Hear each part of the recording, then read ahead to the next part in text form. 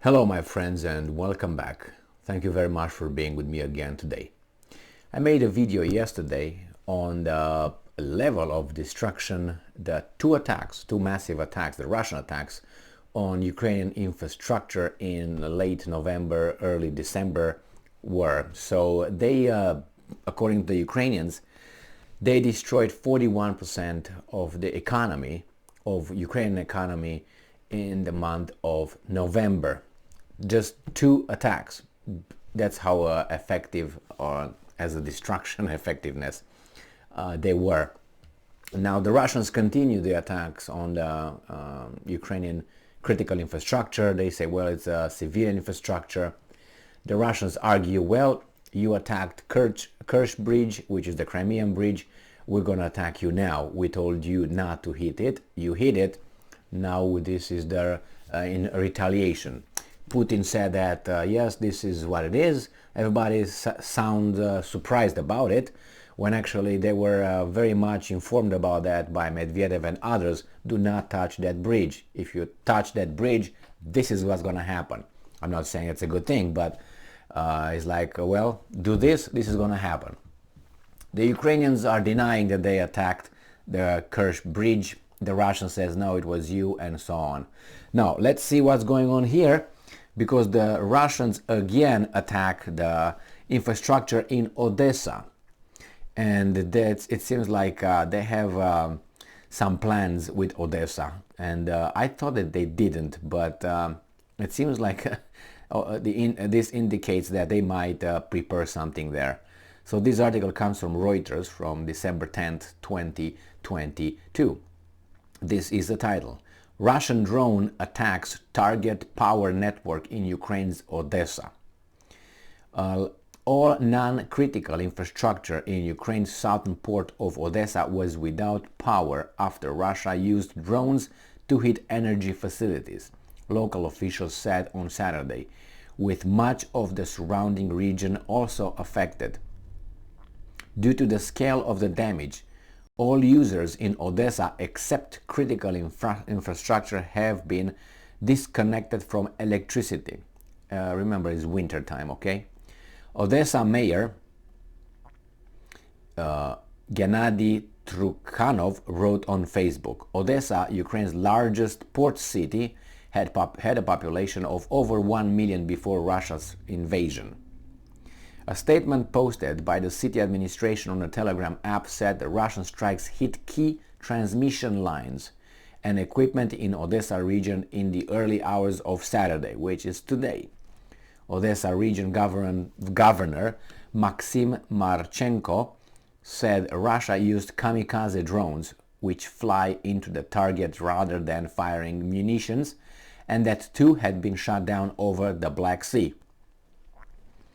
And I'm quoting, as a result of the strike, there is no electricity in almost all the districts and communities of our region, end quote, Marchenko wrote on Telegram.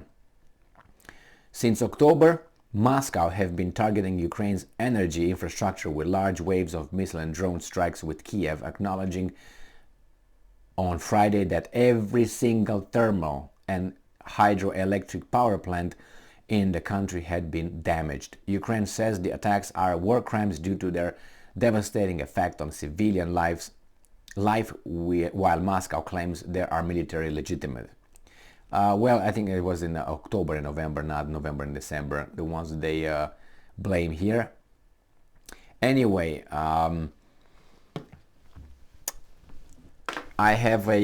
made another video about about the attacks on Yugoslavia 1999 by the defensive alliance NATO, and I presented over there based on the article I was reading and the numbers given by those guys of how NATO blew up critical infrastructure or civilian infrastructure during their bombardment of Yugoslavia, and all that was justified by the NATO weasels at that time, like this.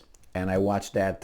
I watched this argument provided by Lavrov, and he said like this: well, they told us then He was not in charge then, Lavrov, in 1999, but he was just reminding us, defending the Russia's attack on the Ukrainian infrastructure. He said they argued like this then.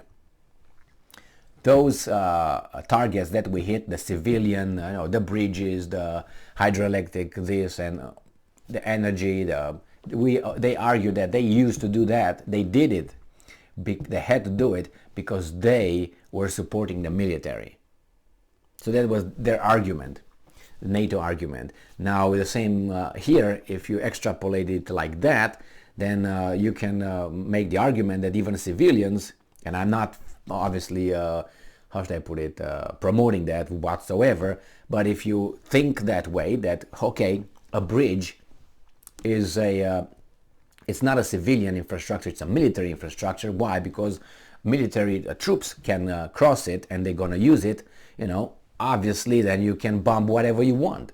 Because you say, okay, then we can bomb civilians, because this could be made an argument, if you want to use the same stupid logic, that, civilians are actually building ammunition and weapons. Therefore, you want to destroy the capability of a country to produce weapons, then you have to destroy facilities. Well, if it is not enough with the facilities, you have to destroy the producers.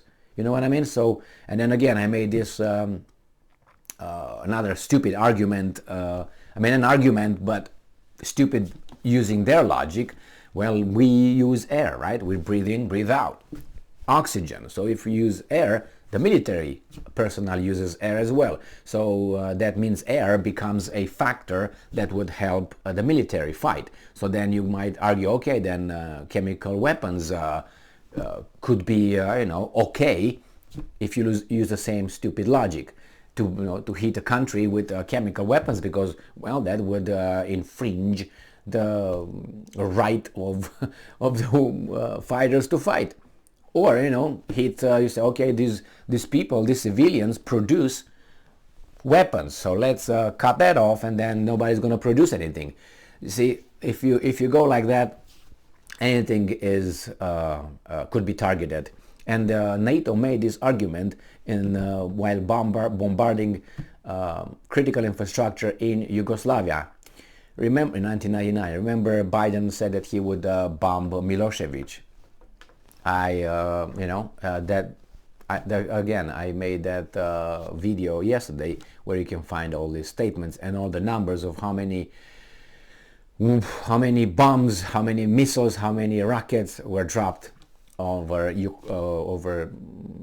Yugoslavia. But let's not make it about Yugoslavia. I made it here just to show that the point the Ukrainians and now the Western countries are making, it's a logical point they make. But the problem is the same logic they didn't use in 1999. And you say, well, Ukraine was not involved. Yeah, Ukraine was not involved, but Ukraine also hit infrastructure, civilian infrastructure, a bridge. And then again from there, well, bridge is used by the army as well, or air is used by the army as well, weapons are used by the armies as well, roads are used by the armies as well, electricity is used by that. People who produce weapons are also used by military, right? They help the military, so therefore what? Hitting civilians all of a sudden becomes legitimate, using the same stupid logic. So anyway, it's winter, these guys hit purposely, they target civilian infrastructure. I'm talking about the Russians. And at this point, what are you going to do? Hit Moscow? That's going to happen. That will happen. And if not Moscow, I'm assuming that I'm expecting, not like, oh my God, I hope it happened. No, I'm predicting that there would be attacks on big cities in Russia. And they know it. They all know it. It's just a matter of time. And the Ukrainians will not claim responsibility for that, like they didn't claim for Kerch Bridge and other things that they know they're murky. But on the other hand, they make arguments to support this kind of strikes. So they say, well, it was not us blowing the Kerch Bridge, but that would be legitimate because it's in a legal building. Really? I explained that logic in the same video I made. It's a legitimate building, illegitimate construction that helps population. Oh, no, it was built just to bring the armies over there. Well, the armies can use it as the civilians. It doesn't say on it army or civilian only.